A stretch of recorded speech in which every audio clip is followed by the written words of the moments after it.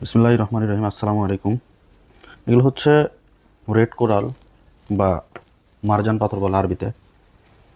সূরা আর রহমানের ৫৮ নম্বর আয়াতে আল্লাহ তাআলা বলছেন কান্নাল্লাহু ইয়াকুতু ওয়াল মারজান। অর্থাৎ এই সূরার বর্ণনা আর রহমানের ৫৮ নম্বর আয়াতে আমরা পাই। সেখানে আল্লাহ তাআলা বলছেন যে জান্নাতের হুরেরা এত সুন্দর হবে যা মূল্যবান রত্ন পাথরের ন্যায়। অর্থাৎ এই মারজান মানে রেড কোরাল এবং রুবি পাথরের কথা তিনি বলছেন। তো এটাই হচ্ছে সেই মারজান। একটা সেটা হচ্ছে হোয়াইট কোরাল এবং এটা হচ্ছে রেড কোরাল।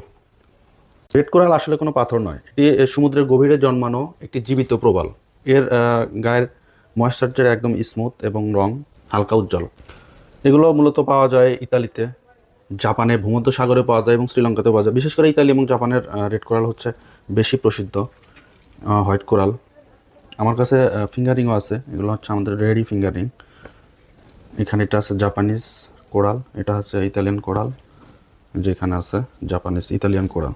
জ্যোতিষ ও আধ্যাত্মিক শাস্ত্রে আমি রেড কোরালের উপকারিতা বর্ণনা করতেছি। মঙ্গল গ্রহের দোষ কাটাতে সহায়ক, সাহস, আত্মবিশ্বাস ও শক্তি বৃদ্ধি করে, শত্রু ভয় ও দুর্ঘটনা আশঙ্কা কমায়, রক্ত চলাচল ও শারীরিক দুর্বলতা কমাতে সহায়ক বলে ধরা হয়। মামলা মোকদ্দমা এবং প্রতিযোগিতার সাফল্যেও রেড কোরালের ভূমিকা রয়েছে।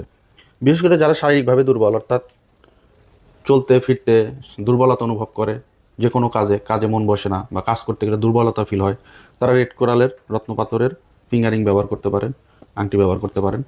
তো শুক্তারাতে আমাদের কাছে দু ধরনেরই কোরালই আছে, হোয়াইট কোরাল এবং রেড কোরাল। দু ধরনের কোরালই আছে।